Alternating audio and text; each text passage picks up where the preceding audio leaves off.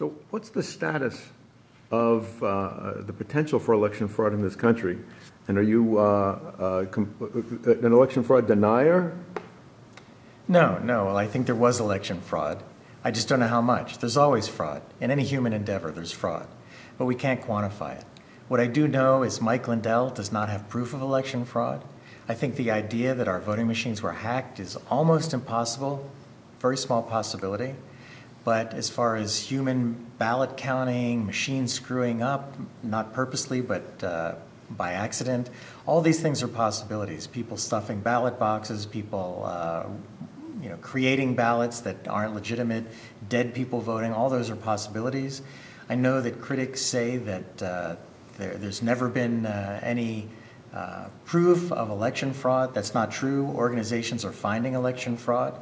The question is, if we don't have a traceable system, we don't have voter ID, we can't measure election fraud. So for people saying there's no proof, we don't have the mechanism set up to have that proof. We need to set up those mechanisms, and then we'll know how much election fraud there is. How good a job do you feel that the Republican Party has done in patching up those loopholes that have been exploited from 2020 and 22? Well, that's a good question. I don't know. I know that there are organizations trying. In red states, there's more efforts going on for voter ID and to look into election fraud. I think in blue states, there's much less effort. And Republicans in places like California have no ability to change things.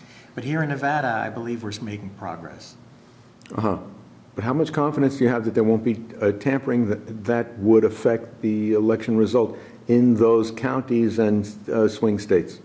Well, all I know is that Republicans, and I think some Democrats, but mostly Republicans, are looking into that. I can't say whether they're doing enough to look into it. I can't say whether it's going to happen or not. All I can say is that a lot of Republicans are looking into it. I'm happy about that. I'm trying to do my share, but as an individual, I think there's not a lot we can do. But we are, for example, in Nevada, we're trying to pass voter ID laws. Other states are trying to do that. And I think that's going to, and we're also cleaning the ballots. There are efforts to clean to verify that everyone who's voting is alive, for example, and a legal citizen. And I think we need to continue doing these things. So there is progress. I guess we'll see what happens in the next election. How long till you'll get some kind of progress in your case against Mike Lindell's prove me wrong? Well, the judge in the case, although there's no legal issue anymore, as far as my lawyers and I can tell, but for some reason the appeals court judge feels that this needs to go to a hearing next year. So there will be a three-judge panel that will hear me and hear Mike Lindell. So far to date, Lindell has not brought up any legal issues that could possibly overturn an arbitration.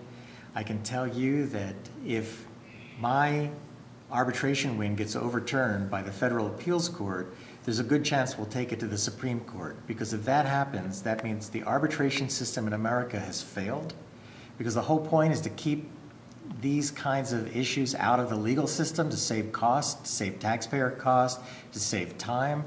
But if you can overturn an arbitration just because a judge doesn't like it, that would kill the arbitration system.